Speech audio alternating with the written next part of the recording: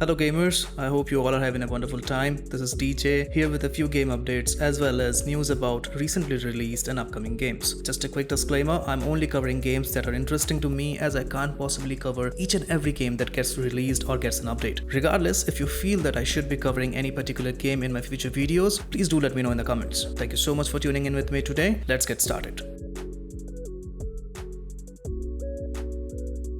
Starting with the game updates, first up is the First Descendant and its now famous Valve Run farming technique. The director of the First Descendant, Min Seok-ju, shared updates regarding the Valve Run farming technique that players are currently enjoying in the game in their latest blog post. The so-called farming is currently taking place at the outpost within the fortress using Valve as Descendant. Although certainly not intended by the devs, due to their systematic mistake, mobs at the fortress outpost have been respawning infinitely, resulting in a 2 to 3% higher drop rate than that of other popular locations. As stated by the devs, this would be looked into and an update would be shared to provide loot parity across the game. For the time being, they are not going to remove the outpost from the game as it has become a popular point of interest among players to farm in the game. Additionally, they are going to update other farming locations to match the efficiency equivalent to the fortress outpost. The balance update has arrived today in patch 1.0.4 with the main purpose of reducing the cool time for vulgar strategic outpost and rebalancing the locations for collecting void fragments. The devs are also planning to diversify methods for gold supply by enhancing gold efficiency within special operations. Link to patch notes will be in the description. This indeed is a big W for the community of the First Descendant and props to the devs for giving players probably the best possible outcome out of it.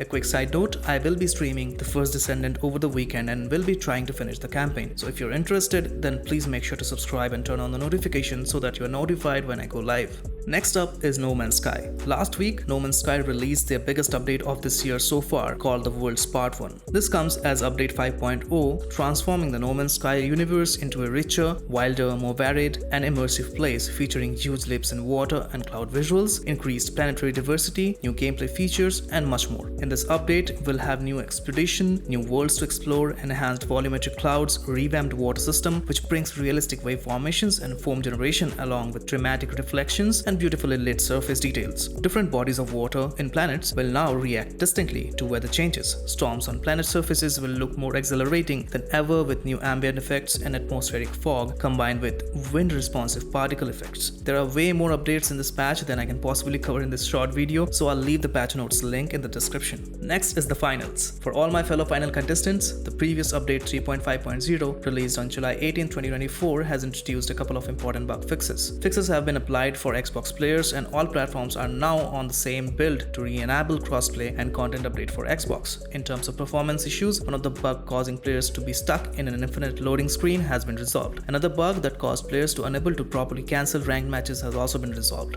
At the time of this recording today, a new update 3.6.0 has also been released for the finals, bringing a lot of balance updates that include significant changes regarding the cash out game mode to address the third-party fights that were happening quite a lot in that particular game mode. The finals has also kicked off their first community event of Season 3. They are challenging players to eliminate 1.9 million contestants using the weapons and gadgets introduced in Season 3. This is a community event, so everyone who contributes will win the Distant Capacitor skin for 12 blades as a reward. We also have a new Gundam-inspired costume set in the store called the Protocol Core set, along with new bow set called Mac Arrow and an F-Car animation pack. Do let me know in the comments if I missed anything. Let's talk about Assassin's Creed Shadows. Assassin's Creed Shadows has been a hot topic ever since it dropped its first trailer. This is the first Assassin's Creed game set in feudal Japan era, and according to the team, it's the most ambitious Assassin's Creed project till date. Despite all of this, the game has been receiving wide criticism across the internet due to the portrayal of one of its two main protagonists in the game, Yasuke, as a samurai. Therefore, on 23rd July 2024, the Assassin's Creed Shadows team posted a message on X or Twitter addressing the Japanese community, explaining reasons behind design and character choices in the upcoming title. Links will be in the description for you to give it a read. The last game update coverage for this video will be the Tom Clancy's Division 2. On June 10, 2024, during the Ubisoft Forward event, Division 2 showcased their Year 6 roadmap. Among many changes, Season 2.0 was introduced, which was set to change the current seasonal model by introducing seasonal characters for each season rather than progressing with one main character. Players would be starting with a new seasonal character each season, and at the end of the season, all XP and rewards earned would get transferred to their main character. This is an oversimplified summary of the Seasons 2.0, so I'll leave a few links in the description for you to read and learn more about Seasons 2.0 in detail. Anyways, this new proposed change was not well received by many in the Division community, and many people were sharing their distaste about this new upcoming change in social media platforms. So on July 12, 2024, the Division 2 team made an announcement over on X or Twitter informing that they were re-evaluating Seasons 2.0 with the goal of progressing without seasonal characters. Additionally, Division 2's new title update 21.2, which was set to be released on 23rd July 2024, has been delayed for the time being. The news regarding the delay was shared on X or Twitter by one of the prominent content creators of Division and one of my personal favorite, Rogood. We are yet to receive an update on the release date of the 21.2 title update. This might be because of the changes regarding the seasonal character model that they initially hoped and developed to bring into the game, but as of now, we don't know for sure the actual reason behind the delay. In my humble opinion, seasonal characters would have brought some fresh update to the game and would have increased the replayability. Many players in the Division community dismissed it even before trying it in the game, just with their past experiences with similar seasonal progression in different games from entirely different IPs.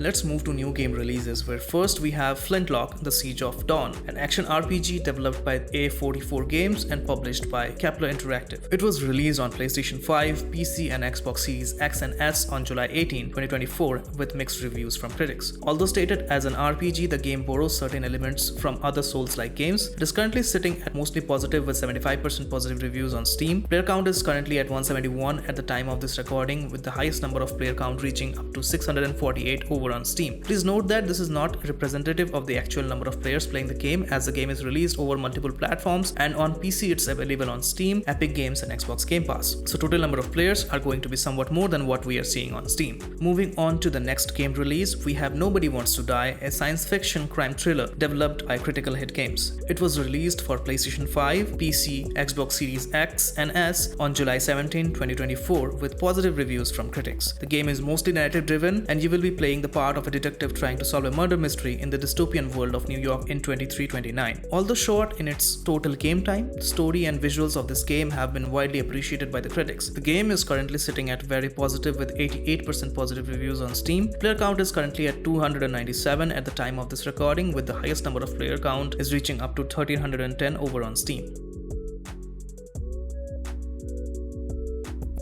Now let's talk about two upcoming new titles. Starting with Black Myth: Wukong, which is quite possibly one of the biggest releases of 2024, is an upcoming action RPG developed and published by Game Science. It is inspired by the 16th century classical Chinese novel Journey to the West. The game has been widely praised by critics, and it is scheduled to release for PlayStation 5 and PC on August 20, 2024, with an Xbox Series X and S version slated for a later release. At the time of this recording, Black Myth: Wukong is comfortably sitting at the top of Steam wishlist chart, followed by Hollow Knight: Silksong and Frostpunk 2. Another big release of the year, Star Wars Outlaws, is set to release on August 30, 2024. Developed by Massive Entertainment and published by Ubisoft, Star Wars Outlaws claims to be the first true open-world Star Wars game. Set between the events of The Empire Strikes Back and Return of the Jedi, Star Wars Outlaws puts you in the shoes of Kay Vaz, a scoundrel seeking freedom and the means to start a new life along with her companion Nyx. As Kay Vaz, you will be exploring distinct locations across the galaxy, both iconic and new. You will also have to fight, steal and outwit your way through the galaxy's crime syndicate as you join the galaxy's most wanted. That's it for today, folks. Please make sure to hit the like button if you find this video entertaining or helpful, and please do let me know in the comments if you would like me to cover news about any other games next week. Until we meet again, take care, much love and peace. Bye bye.